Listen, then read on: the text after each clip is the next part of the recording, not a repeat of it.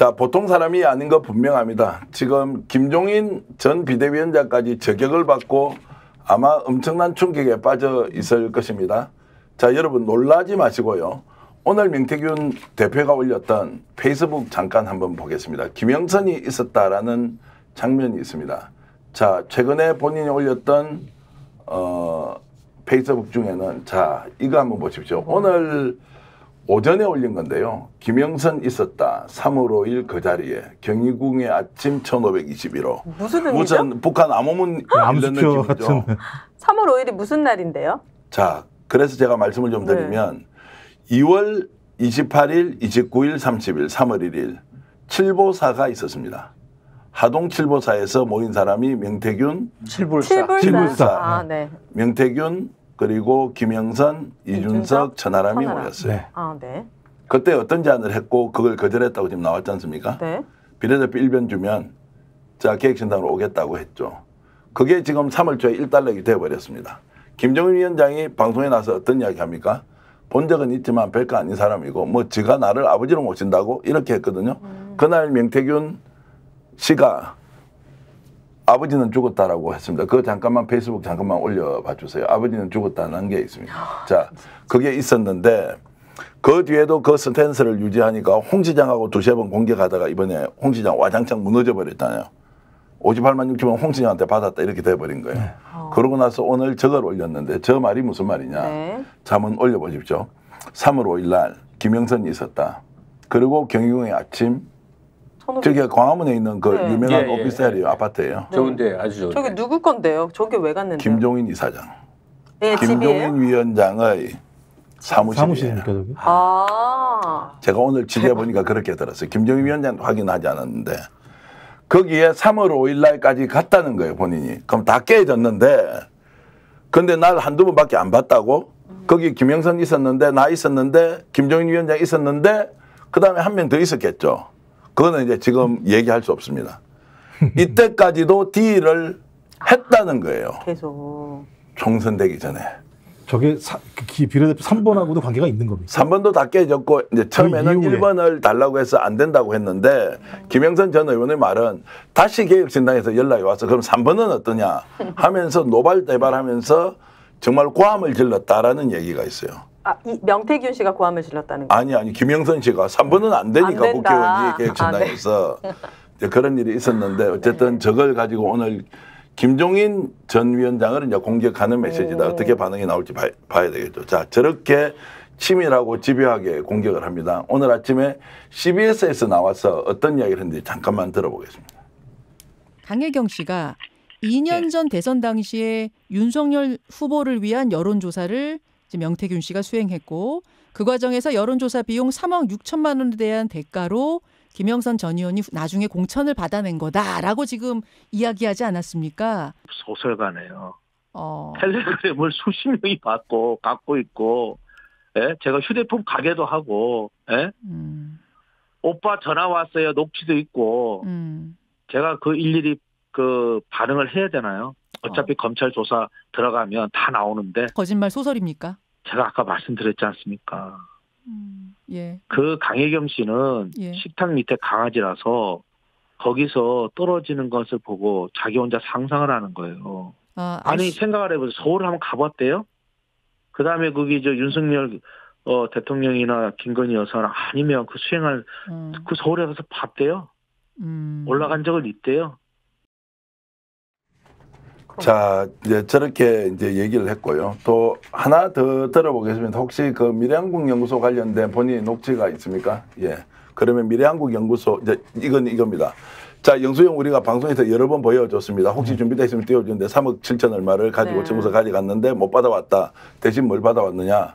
자, 공천권 받아왔다라고 했는데 그 무슨 소설 쓰고 있느냐 이제 이 이야기를 하고 있습니다. 자, 정반대 이제 주장을 하고 있는데 그리고 이제 이거 영상 한 번 더 보겠습니다. 미래한국연구소가 본인이 아니라고 하는 이야기를 전하는데요. 잠깐 보겠습니다. 미공표 여론조사 한 것을 두고 56만 명 당원 명부를 어떻게 얻어서 이 조사를 할 수 있었느냐, 누가 명태균 씨한테 이걸 유출했느냐, 뭐 이거 갖고도 좀 떠들썩하잖아요. 그거는 어떻게?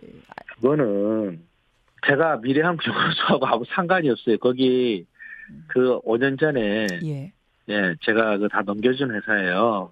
그리고 법인도 전혀 달라요. 아.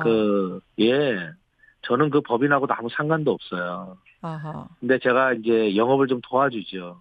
예. 예, 영업을 좀 도와줬는데, 그, 홍준표 대표 쪽에서, 예. 그 캠프와 관련있는 사람이, 의뢰를 했어요. 그래서 저는 거기에 그냥 연결만 시켜준 거예요.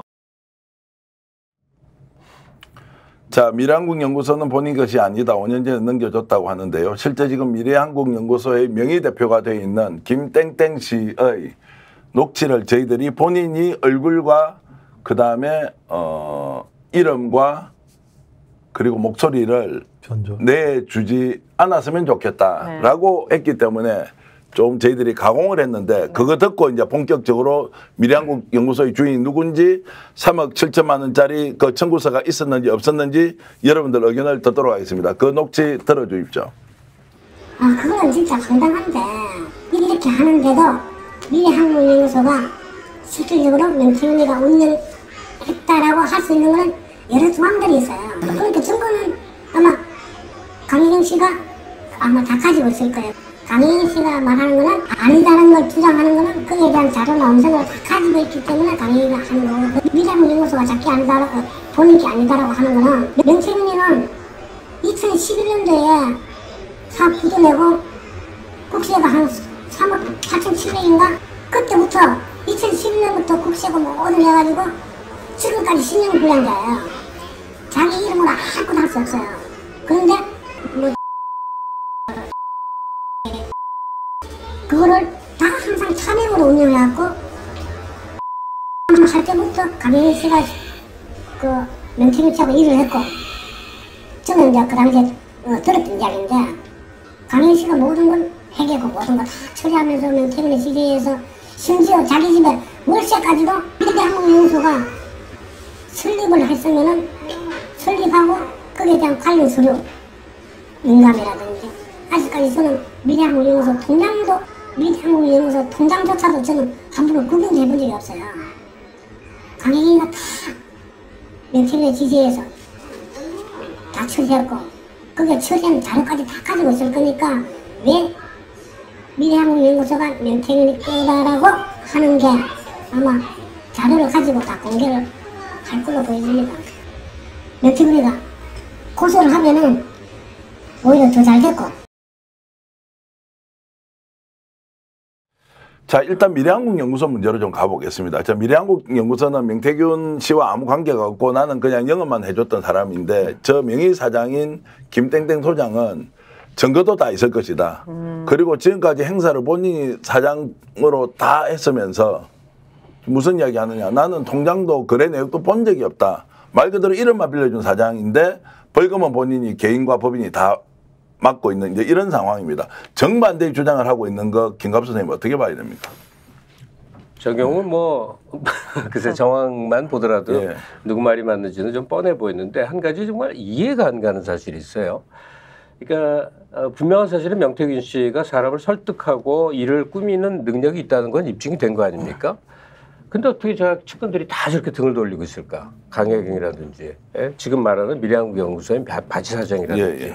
가장 중요한 곁에 사람들 아니에요. 진실을 알고 있는 사람들이고 이들이 다 등을 돌리게 된 게 무슨 정의감이라든지 뭐 사회 고발적 성격은 아닐 거라고 봐요. 네. 이해관계에서 다 어긋났을 텐데 그러면 왜 어긋날 수밖에 없었는가? 결국 돈 문제 아니었겠는가? 명태균 씨는 뒤에서 이런저런 권력기관에 작용을 하면서 큰 돈을 쥘 수 있으리라고 생각을 하는데 실제로 증거는 공천권이라든지 또는 자기가 비중 있는 존재여서 여러 여권 정치인들이 자기를 찾는다든지 이런 건데 실속은 없어갖고 곁에 사람들 돈 계속 쓰게 하고 지금 빼도 박도 못하게 이렇게 공개에 몰린 게 아닌가 하는 정황이 생겨요. 근데 이제 미래한국연구소가 했던 일은 지금까지 보도된 것만 하더라도 엄청나게 많은 일을 했어요. 기본적으로 여론조사라고 하는 게 뭐 지금 횟수를 보니까 상상을 초월하는 정도의 횟수예요. 이렇게 활발히 움직이는 곳에 명의 대표라고 하는 바지 사장이라는 사람이 저런 증언을 할 때는 저건 당연히 법적 처분 결과를 예상하고 하는 말일 텐데 정반대되는 얘기를 서로 하고 있잖아요. 명 대표가 제 거 아닙니다. 저 명태균 씨 거예요. 네. 증거도 있다고 하니까 이제 나중에 공개가 되겠죠. 그러면 미래한국연구소가 자 81회에 걸쳐 여론조사를 했어요. 대선 과정에서. 말씀하신 대로 엄청난 양의 조사를 했습니다. 그런데 명의 사장인 저 사람은 통장도 본 적도 없고 거래 내역도 본 적도 없고 실제로 저기에서 월급도 한 푼도 받아가지 않습니다. 네. 그런데 본인이 지금 법적으로 이제 고발되어서 재판받은 것은 법인의 벌금, 개인의 벌금까지 이제 내야 되는 상황인데 김종욱 박사, 미래한국연구소가 지금 누가 주인인 게 왜 중요합니까? 미래한국연구소가 여론조사를 해서 그 여론조사 내용을 누구한테 보고를 했습니까? 대통령 내한테 보고를 했다고 얘기를 하는 거죠. 그래서 그 보고한 것과 관련해서 3억 6천만 원 정도의 청산 내역을 가지고 올라갔다. 네. 뭐 본인은 부정할지 모르겠습니다만 그럼 제가 정치자금법상 부정수수 행위를 대통령이 했다는 걸 입증하는 가장 반대편에 있는 핵심적인 증거는 미래한국연구소가 어떤 방식으로 여론조사를 했는가라고 하는 실체적인 진실이거든요. 그리고 그 과정에서 명태균이 어떤 역할을 했는지. 그러니까 명태균이라는 사람과 미래한국연구소가 딱 떨어지게 되면 부정수수 같은 문제 같은 경우도 본인은 빠져나갈 수가 있는 측면들이 분명히 있는 거죠.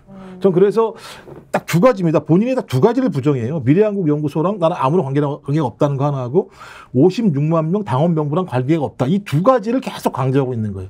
이 두 가지가 명태균의 가장 큰 위법적 아킬레스가 될 수밖에 없는 상황이기 때문에 이걸 계속 아니라고 부정을 하는 건데 지금 말씀하신 것처럼 이 미래한국연구소에 관련이 있는 사람이 김영선 전 의원, 강혜경 씨, 그다음에 지금 얘기 나오는 김땡땡 씨 같은 경우. 네. 김땡땡 씨는 지금 오늘 처음 등장한 겁니다만 이 두 사람에 대한 명태균 씨의 태도를 보십시오. 김영선 전 의원한테 쌍욕을 했다는 거 아니겠습니까? 그리고 그다음에 강희경 씨를 보면 무슨 책상 아래에 있는 강아지라는 표현을 쓸 정도의 상황이고 자기가 다 지시를 한 것처럼 얘기한단 말이에요. 녹취를 보면. 근데 녹취 내용이 어떤 거였습니까? 그 보고 자료 받았지요. 그거 좀 빨리 정리 안 해주시겠어요? 제가 정리를 해서 윤석열한테 보고를 해야 됩니다. 이런 얘기를 반복적으로 한단 말이에요. 그렇다면 미래한국연구소의 여론조사에 대한 대부분의 내용들을 전체적으로 통할 관리한 건 명태균이라고 볼 수밖에 없다. 그리고 그 실무를 강혜경 씨가 어쩔 수 없이 했던 측면들이 있는 거다라고 볼 수밖에 없는 거죠. 자, 저희들이 이제 미래한국연구소의 등기부등본을 떼고 일부를 이제 개인정보는 좀 제쳐놓고 한번 공개를 하겠습니다. 한번 이제 보십시오. 제가 이제 주소하고는 이렇게 쭉 돼 있지 않습니까? 사내이사 김영선, 사내이사 강혜경. 그때 이제 최초에 설립을 했을 때가 김영선. 저 2019년도죠. 네, 2019년도에 이제 4월 12일 날 등기를 설립일은 그보다 좀 앞섭니다. 처음에는 이제 김영선 전 의원이 대표가 됐고요. 그리고 사내이사가 강혜경 씨인데 어느 날 그 사내이사 김땡땡, 대표이사 김땡땡으로 바뀌지 않습니까? 자, 요 과정에서 이제 지금 등장하는 그 김땡땡 소장이 이제 취임을 하게 됩니다. 그때 이제 어떤 일이 있었느냐? 김영선 의원이 국힘에 있는 당 대표 홍준표 대표로부터 그때는 아마 자유한국당이었을 거예요.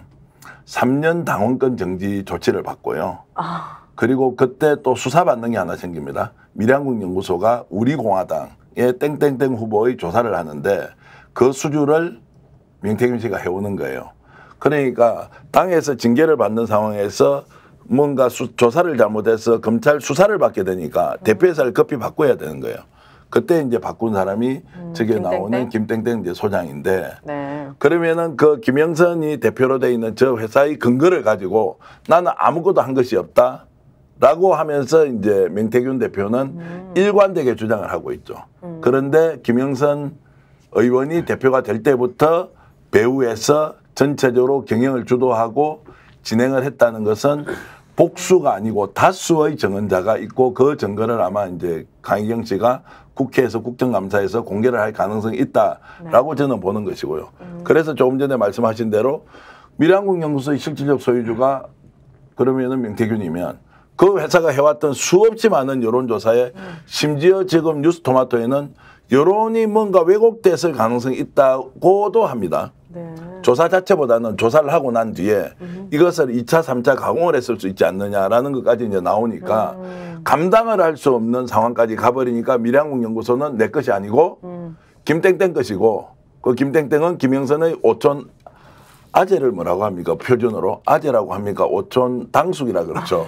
오촌 당숙인데 아재라는 말은 안 써요. 예, 아재비라고 우리는 보통 경상도에 쓰는데 오촌 당숙으로 이제 이름을 바꿔놓고 있는 이제 그 상황을 가지고 본인은 이제 결국 면책을 해보겠다, 면피를 해보겠다 이제 이런 것이죠. 저는 저 인터뷰 보고 무슨 생각했냐면요. 어떻게 윤 대통령 부부 주변에는 천공, 21g, 신용불량자인 명태균 씨 이런 사자들밖에 없는가. 그래서 대한민국이 이렇게 불행해질 수밖에 없구나라는 생각을 했습니다. 그리고 대통령실은 대응 안 해요. 뭐 한 몇 번 만났다 이 정도만 하는 거지. 더 이상의 대응은 없는 것 같던데요. 대응을 하는 순간 판판이다 거짓말인 게 드러나잖아요. 그러니까 2번 만났다. 네, 맞아요. 대통령실이 대통령에게 물어봐서 정확히 사실관계를 파악을 해야 돼요. 네, 그러니까 대통령에게 물어볼 수도 없을 뿐만 아니라 물어본다고 하더라도 사실을 얘기하게 되면 그건 제가 볼 때 다 범죄와 연루될 가능성이 높거든요. 그러니까 이건 그냥 제가 볼 때 뭉개고 갈 수밖에 없는 상황이에요 지금. 그 오윤혜 씨가 네. 약간 우스갯소리처럼 말했으나 어쩌면 이게 가장 큰 이번 사태의 본질일지도 모르겠어요. 대통령 윤석열 씨 주변은 네. 그가 해오는 정치의 주변인은 왜 이렇게 뒤가 구린 사람들이고 이상하고 하나같이 무속적이거나 네. 저질이거나 뭐 이런 사람들만 둘러싸여 있느냐. 사실 그 방식으로 정치를 해서 또 성공을 했단 말이에요. 지금 미래한국연구소의 실질 주인이 누구냐를 잠깐 토론을 했습니다만 그것도 중요하겠지만 그 못지않게 그걸 통해서 뭘 했느냐지 않습니까? 그러면 한 것들 무수히 많을 텐데 그 한 가지만 몇몇 변호사들이 여러 가지 그 법률 용어를 써요. 무슨 죄에 해당되는지를. 근데 가장 단순하게 말하는 노영희 변호사 얘기가 굉장히 신뢰가 갔었어요. 제가 다른 채널에서 이제 본 건데 명태균 씨가 미래한국연구소를 통해서 하여튼 3억 5천만 원어치의 여론조사를 했고 그걸 지속적으로 보고를 해서 결과를 얻었는데 그 대가를 공천금 줬다를 뭘로 설명해야 되느냐. 결국은 윤석열이라는 정치인이 뇌물 받은 거다 이거예요. 뇌물. 그래서 지금 현직에 있기 때문에 뭐 기소는 모르지만 적어도 수사를 통해서 뇌물죄 하나는 그의 머리에 얹어 놔야 된다 하는 겁니다. 이 사실 하나만 이것만 따진다 하더라도 스픽스는 말하는 언론입니다. 대세는 유튜브, 그중에서 스픽스. 좋아요, 댓글, 구독, 알림 설정. 여러분이 저희를 사랑해 주시고 우리가 여러분을 사랑하는 4가지 방법입니다.